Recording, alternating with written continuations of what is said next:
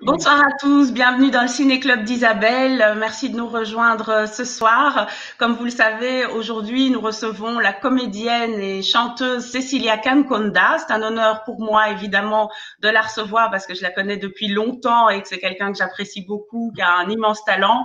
Et je sais que malgré un agenda très chargé, elle a accepté de venir pour une conversation et donc ça me fait vraiment plaisir. Je fais des bons en l'air depuis plus d'une semaine.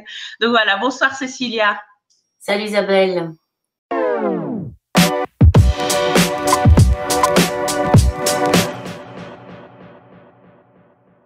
Comment vas-tu? Oh, ben plutôt bien finalement, oui, plutôt bien. Enfin, comme ça peut aller, mais on va de l'avant de toute façon, donc voilà. Ouais. Bah oui, tu as toujours ton beau sourire, donc ça donne envie de penser que tu vas bien. Et en tout cas, encore merci d'avoir accepté mon invitation. Ça me fait vraiment plaisir, comme tu le sais. Avec grand plaisir. Et oui, donc c'était important pour moi de mettre ton parcours à l'honneur parce que tu as un parcours exemplaire de longévité et de variété et voilà. Et je pense que tu inspires énormément de gens, de comédiens et autres.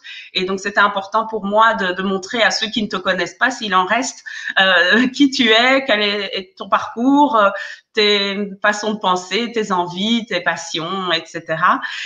Tout d'abord, je voulais savoir, donc tu me dis que tu vas bien, mais comment vis-tu la situation particulière que l'on connaît? Ben moi je la vis plutôt bien. Enfin, alors il faut scinder je dirais l'humain de l'artiste.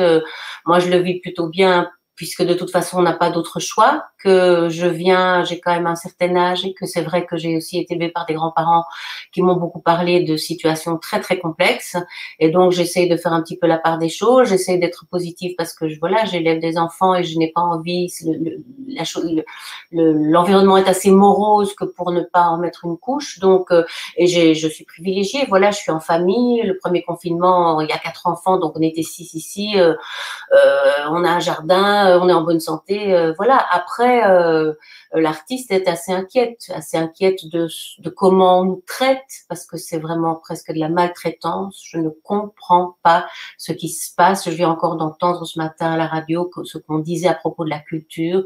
Je trouve ça honteux. Donc non, ça va pas très bien de ce côté-là. Puis la pédagogue en moi me dit mais non, d'une pipe.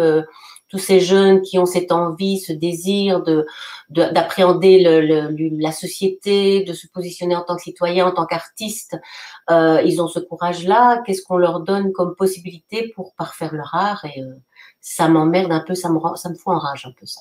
Oui, je comprends tout à fait. C'est vrai qu'il y a une grande violence dans tout ce qu'on vit, pas seulement pour les artistes, mais pour tout le monde en général. Il y a une forme de mépris qui est de plus en plus insupportable et qui dure. Et surtout, on nous donne pas de perspective à court terme ou à moyen terme pour dire bon ben attendez encore un peu, mais ça va, voilà, on va rouvrir, on n'oublie Mais rien. surtout, c'est assez pernicieux parce que ça n'est pas frontal. Si par exemple on nous disait les choses sont fermées, on les ouvre l'été. Ok, c'est clair, on peut mettre des choses en place, mais c'est complètement, comment dirais-je, tantôt à gauche, tantôt à droite, tantôt au-dessus en bas. Et donc, les gens sont vraiment perdus et c'est très, très difficile de se projeter, de mettre en place certains projets, quoi. Mais oui. Donc normalement, je ne lis pas les commentaires tout de suite parce que ça me perturbe et que j'aime bien être dans le bain de ce que l'invité me raconte. Mais là, c'est quand même Denis. Donc je fais un petit coucou à Denis et il met l'interview en Chilouba. Donc ça me fait Ouais, on en parle dans une autre vie en Chilouba. dans une autre vie, c'est ça, c'est une bonne réponse. Pour le faire, ouais. Oui, bah oui, dans une autre vie. Donc va falloir attendre encore un peu, Denis. Oui, donc pour continuer cette interview, donc par rapport justement à la situation dont on parle, tu as fait une belle vidéo, un beau travail sonore par rapport au texte. C'était Leila Nabulsi, je pense. C'était dans le cadre de Paroles d'artistes, et où tu imagines un monde où finalement il y aurait la solidarité, on serait moins dans le consumérisme, on ferait des choses nous-mêmes, en tout cas revoir la société autrement pour un mieux pour tout le monde. Oui, ben, j'ai demandé à Leïla de m'écrire un texte parce que j'avais envie de participer, parce qu'on cherche quand voilà à ce concours-là de la RTBF. Et ce que j'aime beaucoup chez cet auteur-là, cette autrice, c'est que elle voit toujours le petit coin de ciel bleu, même dans un cadre complètement noir, gris. Or, elle va toujours aller gratter sur un petit coin qui fait que on développe, on voit la petite feuille d'or, mais tout ça avec une pointe très acerbe, avec beaucoup d'humour, et je trouvais que son texte était très percutant, vraiment. Ah oui, ça l'est, je pense qu'il a. Ouais, de pouvoir le dire, vraiment. Je trouve que Oui, je pense qu'il a touché beaucoup. voilà, elle soulève des choses très, très, comment dirais-je, très pertinentes. Et moi, ça me fait un petit peu sourire quand on dit on espère bientôt revenir à la vie normale, mais on reviendra pas à cette vie normale parce qu'elle n'est pas correcte de toute façon. Hop, j'arrête mon téléphone tout de suite. Voilà. On ne reviendra pas à cette vie. Il faut qu'on. Oui, sans compter qu'est-ce que c'est la vie normale. C'est la vie normale qu'on a connue n'était pas si normale au final, et elle laissait quand même beaucoup de gens sur le carreau. Donc l'idée aussi, c'est bon, ce que je raconte là, c'est pas de moi et je suis pas la seule à le dire, hein, mais elle laissait beaucoup de gens de côté, et donc c'est une façon. Cette crise nous permet aussi de nous remettre en question en profondeur et de dire comment pourrait-on faire les choses mieux pour ne pas justement mettre les gens sur le carreau. Oui, je pense que le théâtre a beaucoup de boulot à ce niveau-là, voilà, de recréer l'humain, de faire sens dans les liens, etc., etc. Ouais. Donc j'y crois. Oui, oui. Mais oui, c'est ça, et c'est en ça aussi que ce que les artistes vivent, le milieu de la culture et d'autres milieux vivent en ce moment, c'est qu'on les taxe de non essentiels. Et ça, je trouve que c'est d'une violence incroyable, parce qu'encore une fois, on sait très bien que c'est essentiel. Oui, parce que quand tout aura éclaté, et on n'y est pas encore, on est un être humain, enfin, on est un animal très particulier, on est en même temps génial, et puis on n'apprend pas très vite. Il y a toujours ce vieux cerveau-là qui fait qu'on est toujours dans ce rapport de force et de fait de se dire que bah oui, non, je vais pas écraser mon voisin, mais un petit peu quand même pour que je puisse avoir un certain confort. Et je pense que malgré toute cette crise, elle n'est pas encore assez terrible pour qu'on fasse ce changement. Je dis une chose terrible, horrible, mais c'est vraiment ce que je pense quand j'entends un petit peu les réactions, etc. Donc on va devoir apprendre, oui, on va devoir apprendre. Mais je pense que quand tout sera vraiment bien à plat, je pense que une des choses qu'on a quand même encore envie de se faire, c'est de s'asseoir dans un espace face à quelqu'un qui va nous raconter quelque chose et vice versa. Donc, ouais. Oui, mais quand tu dis apprendre, figure-toi que je me dis que ce qu'on vit, on le vit d'une façon très occidentalo-centrée, et je pense qu'on doit vraiment apprendre d'autres cultures. Là, hier, j'ai vu une vidéo magnifique que quelqu'un de mes contacts a mis sur Facebook. C'est en Inde, un village où les gens, au lieu de s'appeler, de crier leur nom, ils chantent. Et donc, depuis tout petit, ils apprennent déjà leur propre chant. Leur maman leur apprend un chant qu'ils vont devoir retenir et ils savent que c'est eux. Et alors, pour appeler les autres, donc ils sont sur un terrain de foot et au lieu de s'appeler par leur prénom, ils chantent. Et je me dis, mon Dieu, c'est d'une richesse inouïe. Et donc, je me dis, on doit apprendre de ça. Et au lieu de se dire que, voilà, en Europe, on sait tout et on va trouver la solution. Donc, visiblement, on la trouve pas. Et donc, elle se situe sûrement dans ce genre d'initiative, dans ce genre de culture. Oui, bah, très probablement. De toute façon, c'est très particulier. On ne parle quasiment pas du continent africain avec cette crise du coronavirus. Et puis j'entends hier, et puis j'entends aujourd'hui, ce qui se passe de négatif tout à coup, tant au Sénégal que je ne sais plus où. Ah oui, que au Kenya. Alors, t'as très peu de cas. On oublie de dire qu'une bonne partie de l'Afrique est en zone verte. On oublie de dire que les gens continuent à vivre dans ces économies circulaires et que les choses vont de l'avant et que la plupart des gens ne sont pas moroses. Au contraire. Voilà, au contraire. Donc, c'est un petit peu exaspérant d'avoir continuellement ce rapport à ce continent-là. Oui, oui, et heureusement que les consciences sont en train de s'ouvrir et que beaucoup de gens sont capables de faire preuve d'esprit critique. L'autre jour, je regardais aux infos de TF1 ou d'antenne de France 2, ils montraient la question de la paternité, du congé de paternité, etc. Et ils montraient ça dans différents coins du monde. Et à un moment donné, on a montré le Congo. Et donc, une initiative, on montrait un papa congolais qui s'occupait de son bébé, qui le changeait. Puis on montrait une association qui formait les papas à se sentir plus pères et ne pas avoir honte de l'être, etc. Et après les infos, ils nous ont montré une pub, encore une fois, Mills déhabilis par rapport à l'Afrique, aidons-les à maintenir la distance, nanana, pour combattre le coronavirus. Je me dis, mais à quoi ça sert qu'on ait fait un reportage juste avant pour nous montrer le Congo de façon positive, si c'est pour après bassiner les gens avec des faussetés du style, il faut les aider à combattre le coronavirus. Ça m'a énervé aussi. Donc, parce que, comme je dis, on est lent, on a besoin de temps pour décoloniser nos esprits, mais tout le monde, hein, toi comme moi, enfin, on a comme ça des choses toutes faites, et donc il faut, oui, non, il y a du boulot à faire humainement, je trouve. Oui. Oui, moi je me rends compte, hein, bien que mes parents soient congolais, mais j'ai quand même grandi ici, donc je sais bien à quel point mon cerveau est formaté et que je dois, comme tu dis, le déformater, ajouter d'autres raisonnements, d'autres idées, d'autres images. Oui. Mais bon, c'est un beau travail aussi, c'est passionnant. Et c'est vrai qu'à travers ces rencontres que j'organise avec les comédiens, j'apprends beaucoup en faisant mes recherches, etc.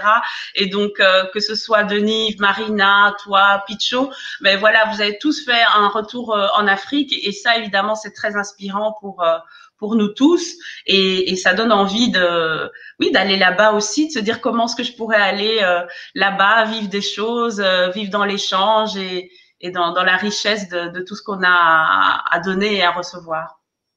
Mais moi, je vais te dire une chose, c'est pas uniquement des gens d'origine africaine qui devraient aller au Congo. Tout Belge devrait aller au Congo. Et on comprendrait peut-être un petit peu mieux les interactions qu'il y a entre ces deux pays, les erreurs qui ont été commises parce qu'il n'y avait pas l'écoute de l'autre culture. Et je pense que les jeunes qui sont plus souples que nous peut-être, plus ouverts, ils appréhendent l'existence d'une toute autre façon. Il y a peut-être des choses qui pourraient se passer.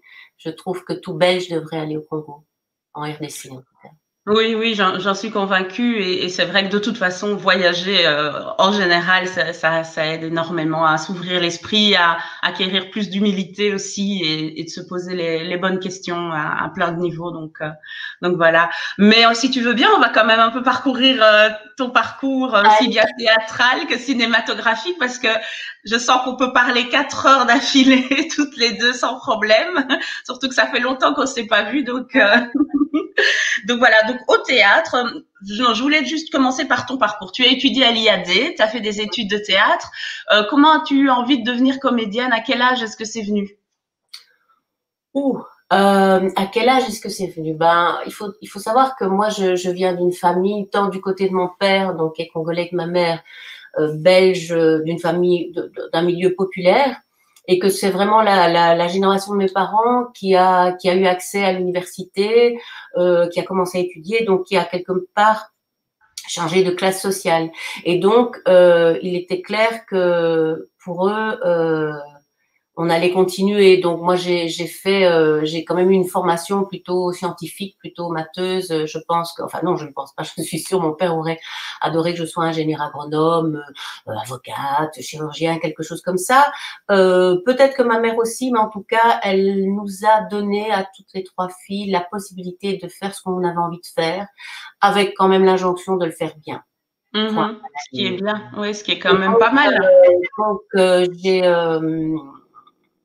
j'ai terminé mes humanités un petit peu tôt, 17 ans, et donc je suis partie une année aux États-Unis. Et quand je suis revenue, déjà j'ai hésité entre la chirurgie parce que voilà, c'est un métier qui me fascine, un peu de musique, et puis quand même il y avait le théâtre, l'art de la parole. J'allais à l'académie quand j'étais plus petite. Ma mère avait déjà posé un peu la question, tiens, est-ce qu'il y aurait des possibilités? Le professeur avait dit, tout en ne disant pas les mots, avait dit, pour une femme, c'est compliqué un petit peu, voilà.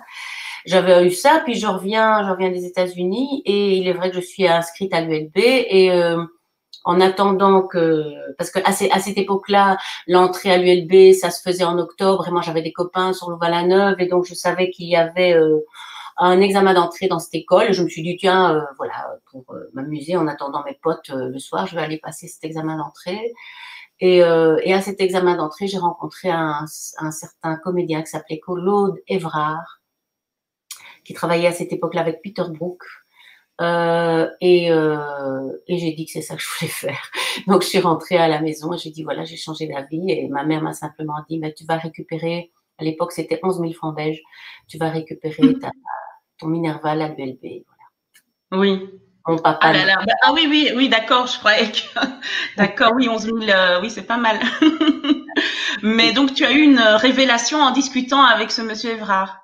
Non, moi je crois que il y a toujours eu quelque chose chez moi parce que voilà, je faisais des concours d'éloquence, mais je ne m'octroyais pas l'idée de pouvoir me projeter là-dedans parce qu'on attendait aussi autre chose de moi et je me disais bah pourquoi pas. Et donc tout à coup quand il y a eu cette révélation, ce contact avec, je me souviens bien, on avait travaillé le masque larvaire, ce contact avec l'espace, ce contact avec enfin l'autre quoi. Moi je me suis retrouvée en disant oui c'est ça que je veux faire, c'est à travers ça que je veux vivre aussi mon métissage.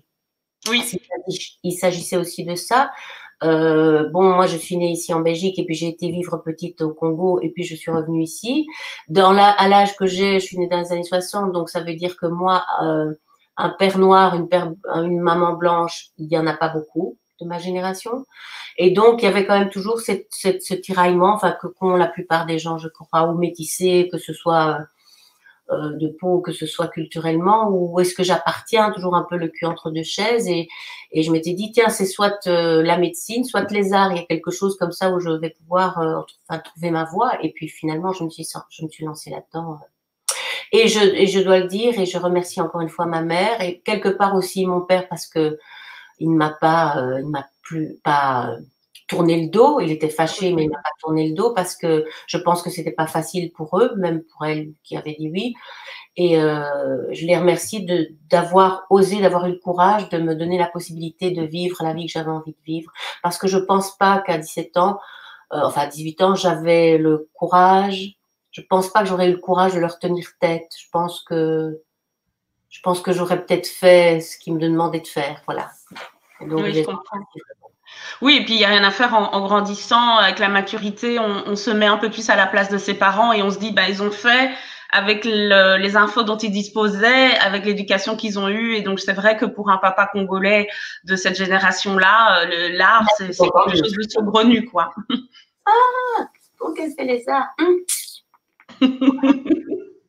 Mais donc, ce que j'ai oublié de faire, qui est très important pour moi dans ces conversations, c'est d'expliquer comment on se connaît, justement Ah par tes oui. parents.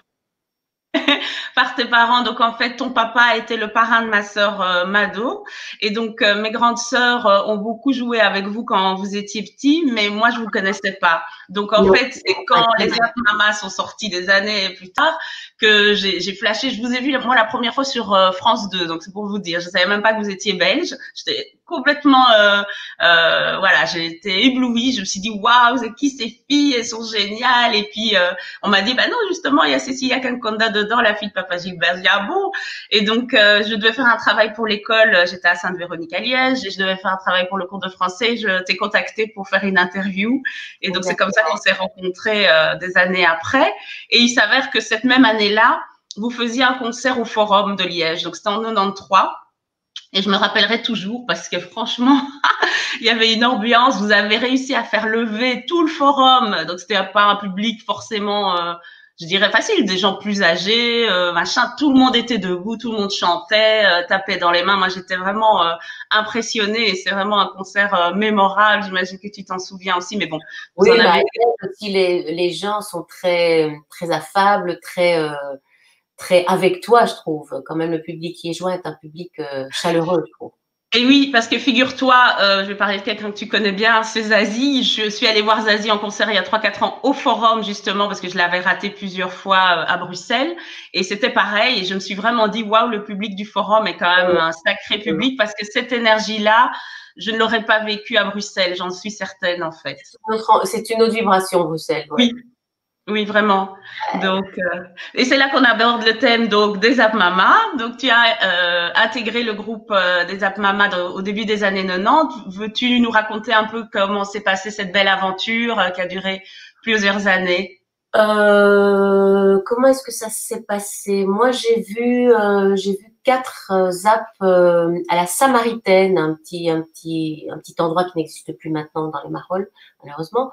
Et je les ai vus à Capellala et j'ai complètement flashé. Et puis je me suis dit waouh, c'est génial et tout ça. Et puis à un moment donné, j'ai entendu que elle faisait passer des auditions. Marie Dole, donc qui était la leader du groupe, faisait passer les auditions parce qu'elle voulait elle cherchait à remplacer quelqu'un, enfin qui était du groupe de base aussi. Et donc voilà, j'ai été passer cette audition-là. Je pense pas que c'était peut-être moi la plus grande chanteuse, mais j'amenais probablement une théâtralité, un rapport à la scène. Moi, j'aime chanter en groupe. Je ne suis pas une leader au niveau du chant. J'aime quand les voix se marient. J'aime l'a cappella, en fait. Voilà. Et puis ça a matché. Et voilà, on est parti dans cette aventure de fou parce que moi, je suis arrivée, je dirais. Enfin, je suis arrivée, c'était le début du groupe, hein, c'était 89-90, donc c'était vraiment le tout début. Et elle cherchait des gens pour construire ses envies, sa folie, je pense, et je pense qu'on l'a vraiment suivi loin. Et puis on avait rien à perdre, on avait tout à prouver, donc on chantait n'importe où, à n'importe quel moment, n'importe quel prétexte. Il faut dire qu'on a eu la chance aussi parce on a été au Printemps de Bourges, on a gagné le prix de la découverte du Printemps de Bourges, puis les choses se sont enchaînées. Une partie du prix, c'était faire partie de la première partie du spectacle Jacques Higelin allait faire au Grand Rex à Paris. Puis il nous a vus, puis il nous a intégrés dans son spectacle. Et puis entre-temps, ça s'est enchaîné. Puis on est allé aux États-Unis. Voilà, ça fait boule de neige. On a beaucoup travaillé, mais en même temps, on chantait tout le temps. Mais oui. Voilà. Et ce que j'aimais bien, du coup, c'est que déjà, enfin, en tout cas, à l'époque où tu y étais, il y a eu plusieurs formations, mais vous étiez trois métisses, une noire, une blanche. Donc, je trouve que c'était vraiment hyper fort comme message parce qu'on pouvait tous se retrouver dans ça. C'était vraiment l'image de la Belgique et des filles avec la pêche colorée, avec un grain de folie. Et ça, je me dis, ça manquait dans le paysage. Et ça me faisait vraiment plaisir de vous voir arriver, quoi. Mais je sais pas si Marie a vraiment voulu faire ça comme ça, mais en tout cas, l'image était forte, oui, ça c'est clair. Elle racontait déjà des choses en soi sans qu'on ait à faire de grands discours, ça c'est sûr. Oui, tout à fait. Oui, et donc vous avez parcouru le monde, vous avez joué avec des gens, enfin devant un monde, enfin, énormément de public, mais vous avez fait des premières parties, vous avez fait des rencontres magnifiques, que ce soit Al Jarreau, que ce soit Erykah Badu, comme tu le cites dans ton CV, mais il y a eu encore plein d'autres gens. J'ai pas tout le monde en tête, mais vous avez rencontré. Erykah Badu, c'était l'autre formation. C'est quand Marie a intégré des musiciens et que nous les filles. Ah, donc c'est venu plus tard, d'accord. Mais je pensais que c'était aussi de ton temps. C'était au moment de la Capella, lors de la première tournée aux États-Unis. Oui, tout à fait. Oui, on a des gens, des gens formidables, enfin qui nous ont, comment dirais-je, dont on rêvait, enfin on les connaissait. Et puis Nana Vasconcelos, par exemple, qu'on voit au WOMAD Festival en Angleterre, qui arrive comme ça et qui lance une improvisation et puis nous on entre dedans. C'est des moments fabuleux. En plus, c'était pas le moment où tout le monde prenait sa caméra pour filmer tout le monde, pour mettre ça sur les réseaux sociaux. C'est vraiment des sensations que tu as, que tu gardes en toi et qui sont des sensations, je pense, qui nous appartiennent à nous cinq. Voilà. Oui, vraiment. Oui, et ce que tu dis là est vrai, puisque encore une fois, pour revenir au forum, c'est ça qui caractérisait aussi cette vibration, c'est que les gens ne sortaient pas leur téléphone pour filmer, c'est qu'on était vraiment dedans, à chanter, à danser, à taper dans les mains, et on le vivait à 100%, oui. Oui, c'était un autre monde. Je pense qu'on peut on y reviendra. Je pense vraiment qu'on reviendra à quelque chose de plus authentique. En tout cas, j'ai envie d'y croire. Et pour continuer, alors sur ton beau parcours, parce que sinon on va prolonger, on peut, hein, mais essayons d'aller quand même à l'essentiel. Tu as travaillé avec énormément de metteurs en scène dans différents théâtres, sur différents projets. Donc, je vais citer quelques noms et tu peux rebondir là-dessus. Donc, il y a Thierry Salmon, Laïla Nabulsi, Rosa Gasquet, puis tu as travaillé des auteurs comme Kofi Kwaoulé. Donc, voilà, as-tu des choses à dire par rapport à ces pièces de théâtre ou à ces projets, ces metteurs en scène? Il y a en tout cas un metteur en scène que j'aimerais citer parce que malheureusement il n'est plus là. Il est décédé en 1998 à l'âge de 41 ans, qui est Thierry Salmon, qui est pour moi un des génies que j'ai rencontré dans ma vie d'artiste. J'avais vu ses spectacles quand j'étais encore à l'IAD, ou bien quand j'ai fait aussi le centre d'études théâtrales par la suite. Et là, j'ai rencontré via le scénographe qui nous donnait cours, Claude François, j'ai rencontré quelqu'un qui connaissait Thierry Salmon, dont j'avais vu les spectacles. Et il avait son numéro de téléphone et un jour, après avoir terminé mes études où finalement ce qu'on me proposait ne m'excitait pas tellement, j'étais un petit peu déprimée. Et j'ai pris mon courage à deux mains et j'ai téléphoné. Il y avait encore des cabines téléphoniques à cette époque-là. J'ai téléphoné à Thierry Salmon, avec qui j'ai eu un contact et un rendez-vous. On s'est vu, on devait passer 1 heure ensemble, on en a passé 4. Et donc, comme je n'attendais rien de lui, j'ai pu lui dire toute mon envie de vouloir travailler avec lui, etc., etc.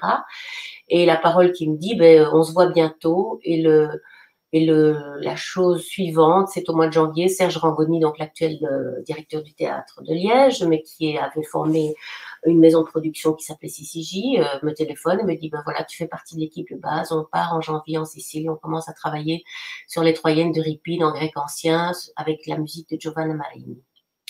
Et là, j'ai eu une bien grosse trouille parce que là, il m'avait jamais vu, j'étais toute jeune, j'avais 22 ans, il m'avait jamais vu jouer et il m'engageait dans son groupe de base. Alors, ouais, comment dire, bah, il fallait pas à nouveau, comme quand ma mère me dit, tu peux le faire, mais fais-le bien. Ben, il y avait aussi cette injonction-là. Et donc, ça a été une collaboration qui s'est poursuivie, enfin, qui s'est interrompue aussi quand j'ai fait Zapama, puis quand j'ai travaillé à l'atelier synthèse, etc., mais qui s'est poursuivie jusqu'à son décès, ou qui devait d'ailleurs encore se poursuivre. Je devais aller habiter en Italie. Mais bon, voilà. La vie en Italie. Ouais.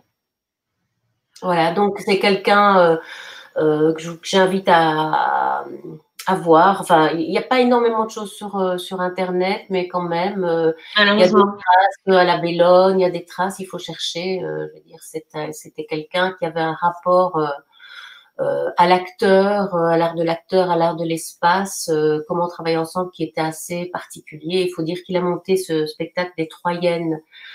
Il avait 30 ans, donc c'était un projet européen et on se retrouvait finalement à 35 bonnes femmes sur scène, en grec ancien, en respectant toutes les strophes, antistrophes, donc toutes les parties chantées, les parties scandées, et c'était un spectacle magnifique. Oui, oui, en tout cas, ça donne envie. C'est vrai que on ira à la Bellone chercher les infos. Oui, en tout cas, c'est un bel hommage. Il en fait plein d'autres, il en fait plein d'autres. Mais c'est celui qui était le particulièrement marquant, j'imagine, parce que c'est vrai que c'est pas tous les jours qu'on voit des spectacles en grec ancien. Non, voilà. Mais non, il en a fait un autre, Fastefull avant, il en a fait d'autres après. Non, c'est une personnalité assez puissante, voilà. Oui. Et donc, comme je fais à chaque fois aussi, j'aime bien faire des liens avec les invités que j'ai eus précédemment. Et donc, notamment, j'ai reçu Denis Pugna, j'ai reçu Yves-Marie Nagnawa, j'ai reçu Picho, avec lesquels tu as travaillé aussi sur des mises en scène, je pense, de Rosa Gasquet. Il y a eu le texte de Kofi Kwaoulé. Est-ce que tu as envie de nous parler un peu de ces différents projets, de ces différents comédiens? Mais moi, Denis, je le connais depuis que je suis toute jeune, depuis j'ai 19 ans. Oui, il m'a dit depuis tes 20 ans. Voilà. Je l'ai rencontré pas du tout dans le cadre du théâtre, dans d'autres circonstances. Et puis, il se fait qu'on s'est rejoint dans cet amour de la scène. C'est quelqu'un qui est très, très important pour moi à plusieurs niveaux, non seulement artistique, mais aussi humain. Voilà. Et je n'ai pas de frère, je le considère vraiment comme un grand frère, quoi. Voilà, il est aussi mon rapport à l'Afrique du côté artistique, et son rapport est particulier justement parce qu'il est afropéen également. Oui. Même s'il a grandi, qu'il vient de deux parents congolais, qu'il a un autre rapport à cette culture-là, mais malgré tout, il a passé une bonne partie de sa vie ici, donc c'est ça aussi qui est vraiment très intéressant. Mais on s'est surtout rencontrés au KVS, parce que le KVS,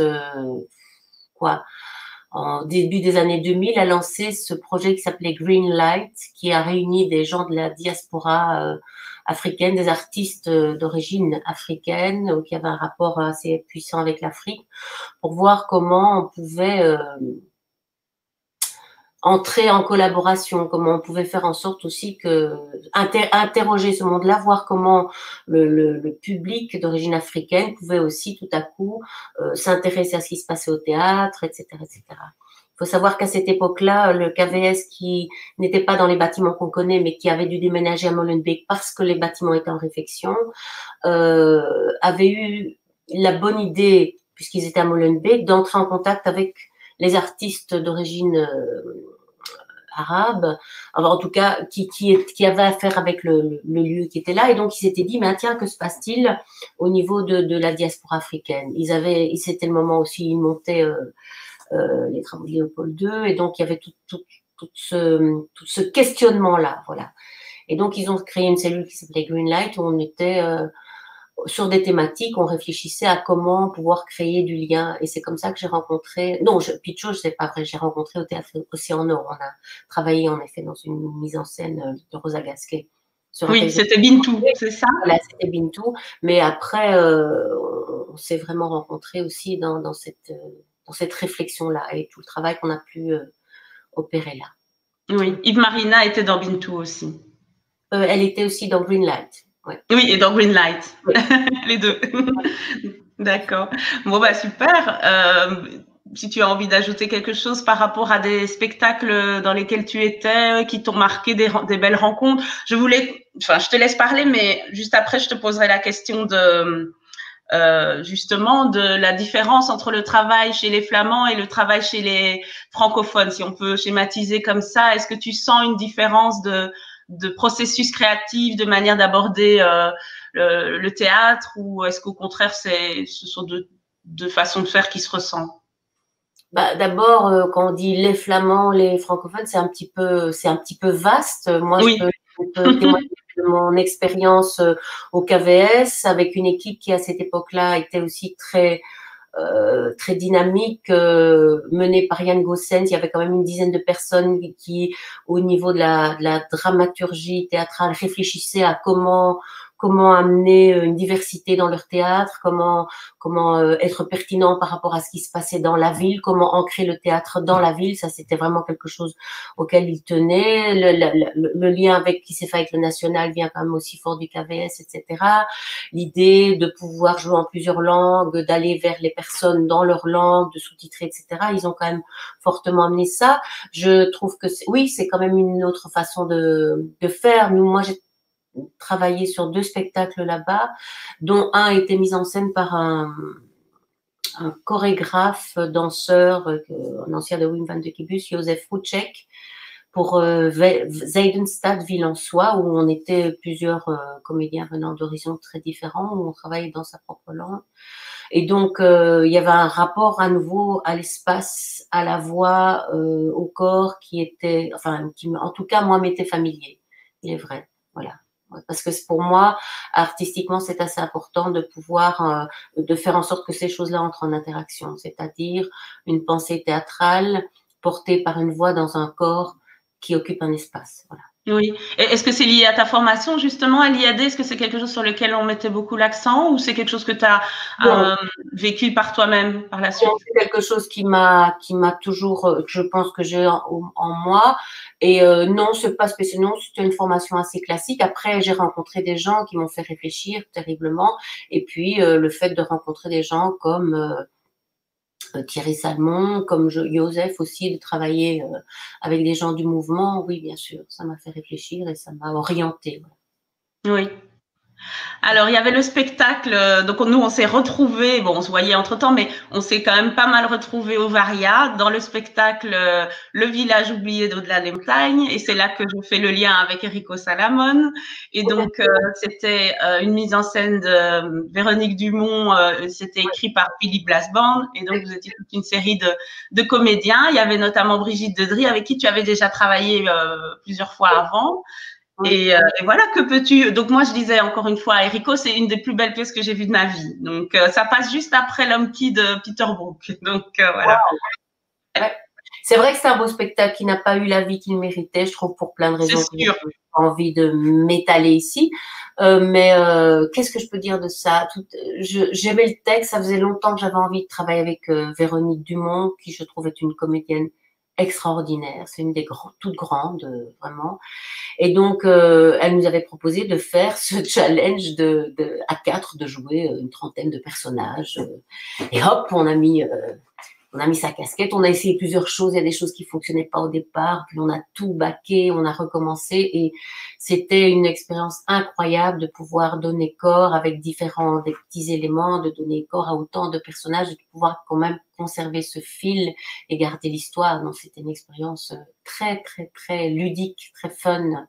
Oui, et très puissante, oui, qui a marqué, hein, je pense vraiment tous ceux qui l'ont vu. Et justement, quand on parle de ce mélange entre le corps, la voix, le texte, justement, il y avait vraiment tout ce mélange. Il y avait la musique d'Olivier Thomas qui était aussi incroyable. C'est grâce à ce spectacle que j'ai eu envie de faire partie de la chorale d'Olivier Thomas parce que je trouvais que les chants étaient tellement émouvants et je me suis dit mais j'ai envie de chanter ça aussi. Ça a servi au moins à ça. Mais... C'est avec quelques bouts de ficelle comment tu peux créer un univers. Et ça, Véronique est très très forte là-dedans, je trouve. Oui, il y avait une belle cohésion aussi entre vous en termes de compagnie. On sentait qu'il y avait vraiment. Ça jouait bien à 5 parce qu'on était Oui. à un moment donné, venait sur. Oui, c'est vrai. Ah oui, bah tu vois, c'est chouette de te parler parce que tu me rappelles des choses. Mais oui.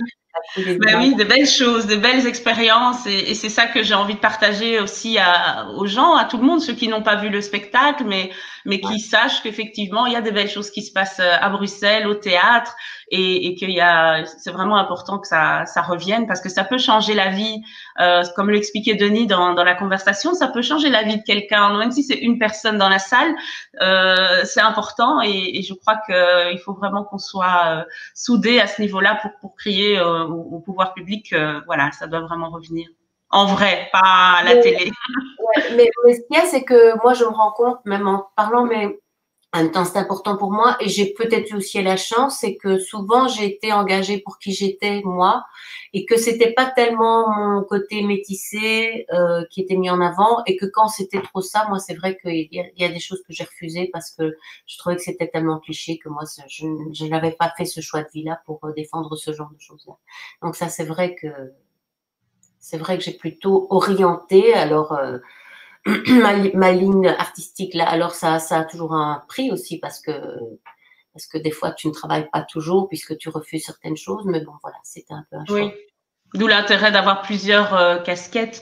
Et justement, je t'ai vu, il y a plein de pièces dans lesquelles je ne t'ai malheureusement pas vu parce que j'ai vécu à l'étranger aussi plusieurs années, mais je t'ai vu dans l'Odyssée, c'était aussi une pièce fantastique, et je t'ai vu dans M le maudit. Et donc ce sont aussi effectivement des rôles dans lesquels effectivement on t'a pas pris parce que tu étais métisse, au contraire, c'était vraiment parce que tu étais... Je jouais Circé, donc je jouais une déesse, et c'était une pièce assez classique mise en scène par Jules-Henri Marchand au Rideau de Bruxelles. Et c'était assez, oui, je dirais classique, mais c'était juste après la fin de mon parcours avec Zap Mama. Donc c'était bien, voilà, on est vu le théâtre est réapparu tout à coup. Et je me suis dit, pourquoi pas, allons-y. Et j'ai rencontré une équipe de jeunes acteurs qui était assez sympa. Mais surtout, on a beaucoup joué, on a joué devant des scolaires. Et ça, j'oublierai jamais. Un jour, il y a 2 jeunes filles, une d'origine maghrébine et une d'origine africaine, qui sont venues vers moi et qui m'ont dit merci parce que elles m'ont dit on ne savait pas qu'on avait le droit d'être là où tu es. On me dit, je dis mais bien sûr. Et rien que ça, je me suis dit je suis au bon endroit. Oui. Que je voulais au bon moment. Il faut continuer même si c'est pas toujours facile, etc. Parce qu'il faut prouver que si c'est possible et que de plus en plus ça devrait être possible pour que ce qui se passe sur nos scènes de théâtre fasse état de la diversité qui existe dans la population, voilà. Et que Tout à fait. les aînés, voilà, on doit s'accrocher. Mais c'était vraiment très ouais, très touchant parce que je dis mais quoi? Elle dit mais toi sur une scène qui raconte quelque chose et t'es pas la blague de service, voilà, c'est ça qu'elle m'avait dit un peu. Exactement, oui. Je suis une déesse. Un autre domaine dans lequel c'est pas toujours évident d'obtenir des rôles qui soient pas stéréotypés, clichés, etc. C'est au cinéma. Donc tu as quand même une petite carrière au cinéma. J'ai pas je vais pas citer tous les films, mais on te voit notamment dans Pièces d'identité de Moïse Ngamoura, où tu joues le rôle de sa fille. Il y a eu Comme tout le monde de Pierre-Paul Renders. Il y a eu Illégal d'Olivier Masset de Passe. La série Into the Night plus récemment. Et alors, il y a le court-métrage Le soleil dans les yeux de Nganji Mutiri, où on retrouve Denis Mpunga et où on retrouve aussi John Dobrynin, que je n'avais pas encore cité, mais avec qui tu as eu l'occasion de travailler auparavant. Oui, dans M. le Maudit. Oui, ben, moi, par contre, je pense que moi, j'aime le théâtre. Je trouve que être acteur au cinéma ou être comédien de théâtre, c'est presque un autre métier. C'est pas du tout les mêmes ressorts, c'est pas du tout le même rapport à l'immédiateté de la chose. Et je pense que comme j'ai fait et de la musique et du théâtre et être pédagogue et élever une famille, il y a un moment donné, le cinéma, il est venu finalement à ma rencontre, mais il est vrai que je n'ai jamais couru 15 000 castings. Je ne me suis pas orientée comme ça. Il faut dire aussi qu'au départ, j'avais un agent sur Paris, mais c'était pas il n'y avait pas encore les TGV, tout ça. Et puis chaque fois, c'était quand même le rôle de la négresse de service. Et à un moment donné, j'ai coupé court parce que je me suis dit, bon, c'est vraiment pas ça que j'ai Mais genre. oui. Mais bon, il n'est peut-être pas trop tard. Il faut voir. Voilà, il faudrait peut-être que j'appréhende les choses autrement. Mais jusqu'à présent, voilà. Et donc, ça a toujours été comme des cerises sur le gâteau. Chaque fois que je rencontrais le milieu du cinéma, je m'y suis vraiment fortement amusée. Mais je n'ai pas recherché à tout prix ce vecteur-là. D'accord. Donc oui, justement, pour parler de ton métier de pédagogue, puisque tu as cité plusieurs fois ce mot, tu es enseignante, tu donnes cours à l'IAD en formation vocale et tu es appelée aussi à collaborer sur des projets théâtraux, justement en tant que formatrice vocale. Peux-tu un peu expliquer en quoi cela consiste et ce que ça t'apporte d'enseigner? Mais ce que ça m'apporte d'enseigner, ça m'apporte de plus en plus, c'est justement d'être en contact avec les jeunes générations, de tenter de les mettre sur, enfin, de les aider, d'en faire ce peu, à les mettre sur leur propre voie, de voie VOIE et avec un X Les derrière. deux? C'est c'est d'essayer d'ouvrir ces portes-là. Moi, je travaille fort sur l'idée d'une voix assez naturelle, de pouvoir d'avoir la possibilité d'utiliser ta voix comme tu le veux, et pas d'une voix de théâtre projetée, etc., etc. Je travaille fort dans le rapport corps-voix, donc je travaille énormément la corporalité de la voix, je dirais. Voilà, une voix, elle doit être ancrée dans un corps qui est en vie, dans un espace, et pas flotter au-dessus de la chose. Donc oui, je suis amenée à travailler vocalement. Je l'ai fait pas mal avec ma compagne de cœur, ma collègue de travail, mon amie Carole Keremera, qui a grandi ici, qui est d'origine rwandaise et qui a décidé à un moment donné d'aller vivre au Rwanda et qui a ouvert un centre d'art qui s'appelle Ishio Art Center. Et avec elle, c'est vrai qu'on travaille depuis quand même maintenant presque une dizaine d'années à une collaboration où moi, je m'occupe de l'élément vocal dans ces spectacles ou bien dans les expositions qu'on peut faire, dans les happenings. Et voilà, je mets ma petite patte là-dedans. Oui, tu es membre de son organisation, donc Ah, je ne fais pas partie des 8 femmes qui ont créé cette chose-là, mais oui, je suis membre. oui, donc tu es vraiment impliquée, quoi. Oui, Oui, et oui. c'est ta façon à toi de faire un pont justement entre l'Europe, l'Afrique, de toujours garder cette connexion. Mais quand elle m'a demandé d'aller travailler là-bas sur un spectacle qu'on pourrait qualifier de théâtre musical, Mboka, euh, je me dis comment ça va se passer, qu'est-ce que je vais faire. Moi, j'ai aussi peut-être, tu vois, le cliché de tous ces gens qui chantent très naturellement en Afrique, au Rwanda, enfin en Afrique centrale. Et puis finalement, je me suis trouvée à proposer un travail d'improvisation sur des thématiques qu'on allait développer dans la pièce. Et on a créé comme ça un tapis sonore qu'on a par la suite enregistré avec mon compagnon et sur lequel après, sur scène, on remettait des choses. C'était vraiment magnifique parce que tout à coup, c'était mettre des gens ensemble qui n'avaient jamais chanté ensemble. Parce que voilà, après tout la tragédie du Rwanda, les disparitions des gens, les disparitions des artistes, la voix, le chant, le travail vocal est une possibilité de rassembler les énergies, de faire en sorte que les gens se croisent ailleurs et pour raconter quelque chose ensemble. Donc, on a développé ça pas mal, oui. Oui. Créé aussi une cathédrale sonore avec elle. donc qui est une sorte d'installation sonore et visuelle, qui est venue d'ailleurs aussi au Théâtre Varia, où on propose un parcours aux gens en leur posant une question. Tiens, si vous pouviez déposer une parole à quelqu'un qui n'est plus là, et quelqu'un à qui vous n'avez pas eu la possibilité de dire cette parole-là, quelle serait-elle? Et à partir de là, on est parti vraiment sur une promenade sonore, voilà.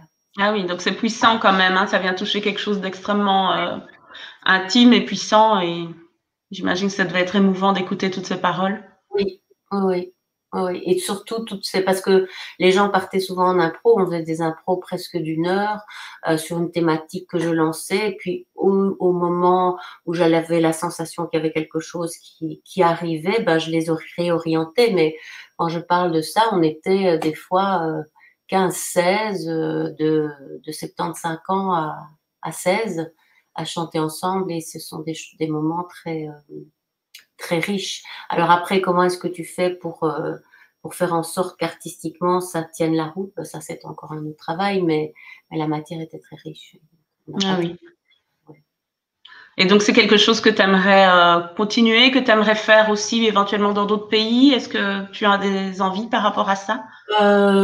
Oui, moi j'aimerais continuer à travailler la voix, oui, de toute façon. Et le fait que je donne cours, je joue, et puis voilà, j'ai encore des enfants à faire grandir. Le temps n'est pas extensible, mais il est clair que lorsque le temps va se dégager au niveau de ma parentalité, il y a des choses qui vont se mettre en place. Ouais. Oui, mais justement, tu abordes la question de la parentalité. Qu'est-ce que c'est qu'être une mère artiste en termes d'éducation, de transmission? Ben, j'en sais rien. Je pense que je suis quelqu'un d'exigeant.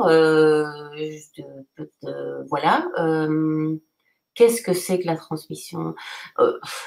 Je vis aussi avec une personne artiste, et donc ce qu'on essaye de faire quand même, c'est d'essayer d'être le plus honnête possible par rapport à nos envies artistiques.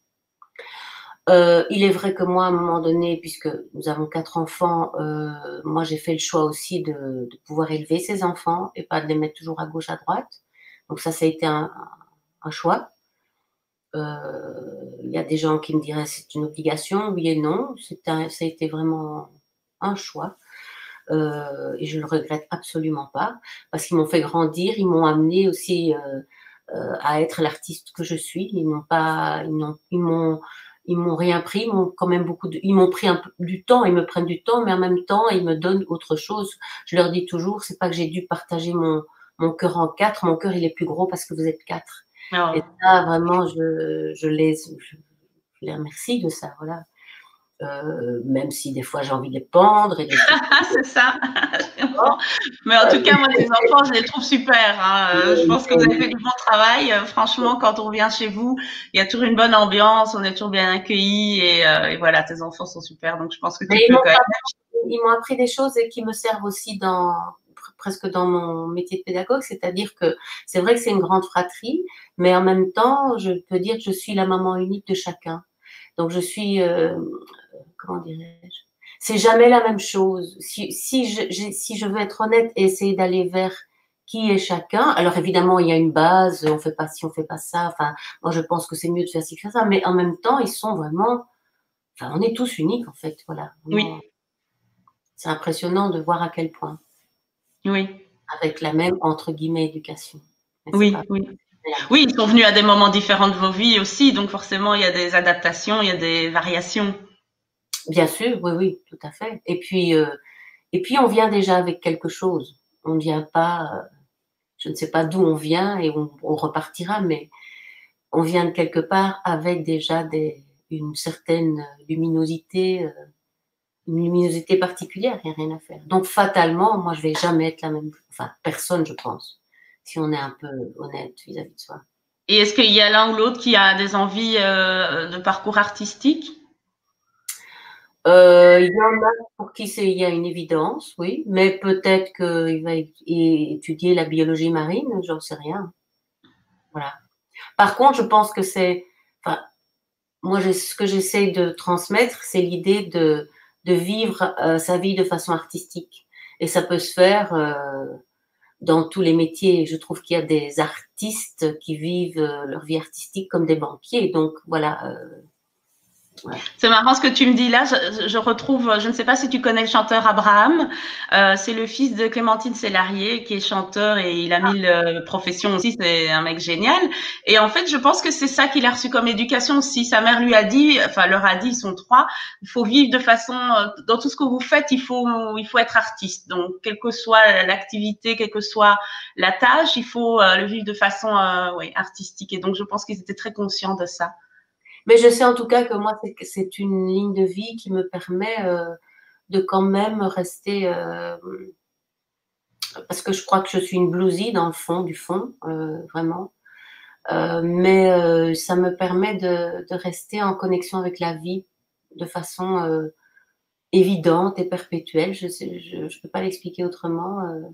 Je me sens honorée d'être en vie, en fait.